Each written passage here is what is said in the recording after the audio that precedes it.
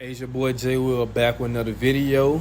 Um, I'm looking into dropping a course. A lot of you guys been DMing me on Instagram asking to be my student and do I have a course. I just have a few questions for you guys, and I want you guys to leave it in the comments below. But when I drop the course, it's gonna cost $197. It's a beginner's course.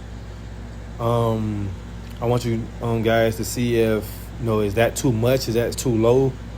There's gonna be no refunds. Easy 197, no refunds. We're gonna talk about Microsoft Bing ads, Google ads, email traffic. I'm gonna give you guys a couple of campaigns. I'm gonna give you guys some funnels that I make money with for free once you get the course. I'm gonna go into a little bit more depth of how to optimize your campaign once you get the campaign going, how to scale up to make more and more money with the same traffic, same campaign, same product. But I do want you guys to leave comments below and just tell me what you guys would like to have in the course, and I can see if I can add that to the course. What else? But yeah, the course is not going to be that long.